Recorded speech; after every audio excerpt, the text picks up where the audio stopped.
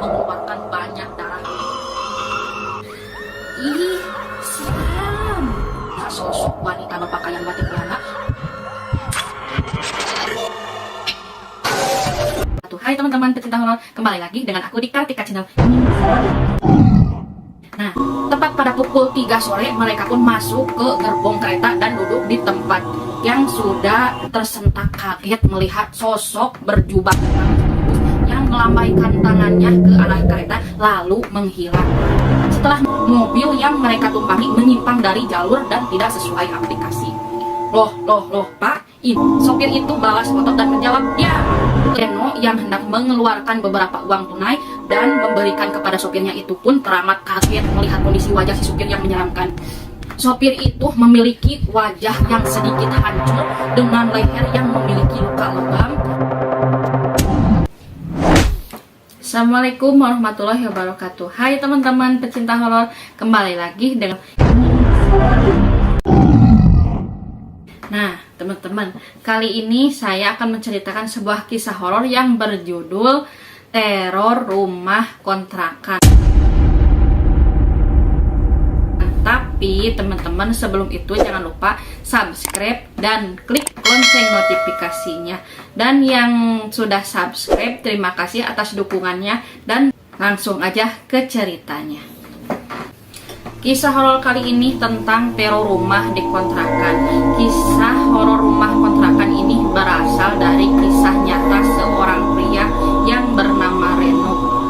Cerita horor ini bermula pada pertengahan tahun 2019. Kala itu Reno baru menikah bersama seorang perempuan yang memiliki kemampuan indigo.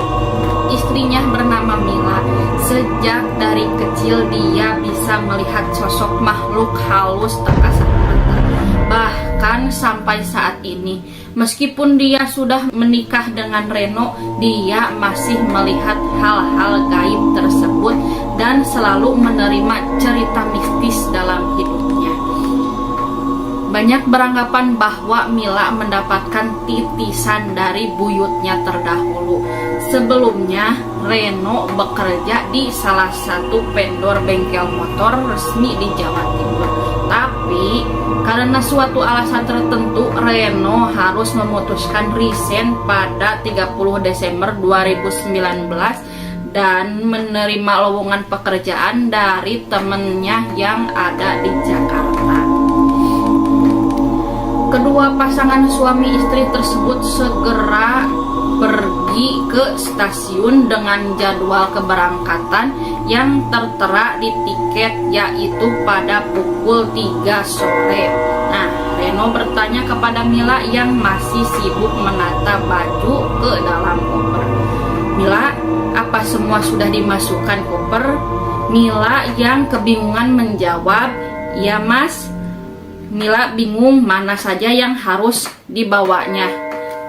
Reno yang tangannya sedang sibuk menalikan sepatu pun menjawab bahwa secukupnya saja.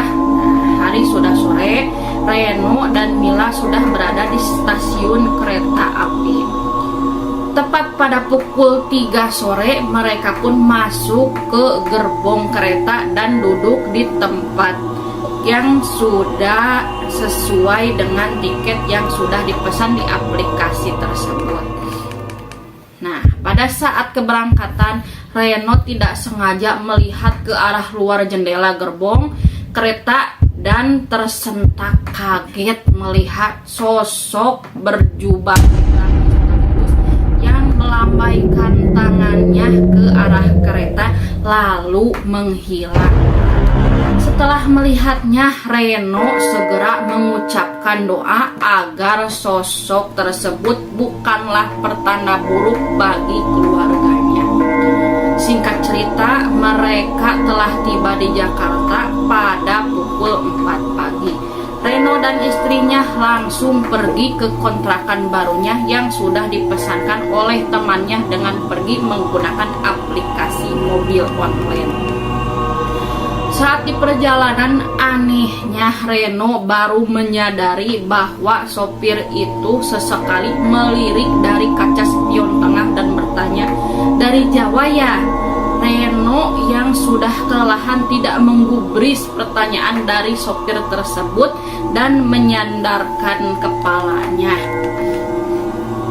Anehnya, mobil itu seperti sengaja dimainkan karena jalannya bergoyang, seperti sengaja memainkan gas dan remnya.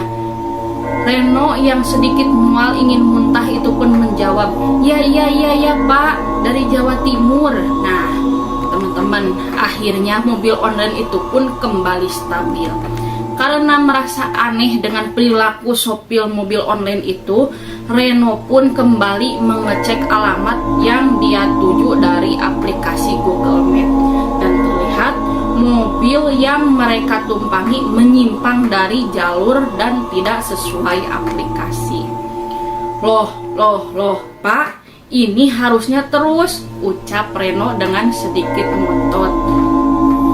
Sopir itu balas ngotot dan menjawab, ya, saya cari jalan tikus biar cepat sampai. Reno pun diam sambil melihat aplikasi map. Sedangkan istrinya dari tadi sudah merasakan ketakutan karena takut ada hal yang terjadi di dalam mobil ini. Sampai akhirnya, setelah melalui jalan itu, aplikasi kembali menunjukkan jalur yang benar. Reno akhirnya merasakan lega.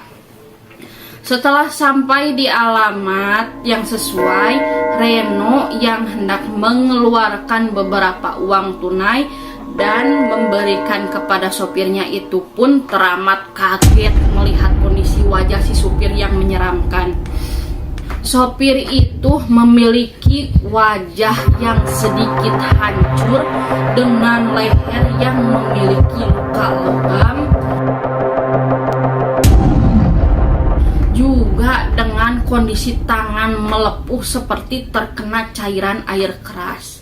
Tidak hanya itu, supir itu juga melotot dan berkata dengan lantang, "Cepat keluar!" Reno dan istrinya berteriak ketakutan dan langsung keluar dari mobil dan berlari menuju kontrakan barunya.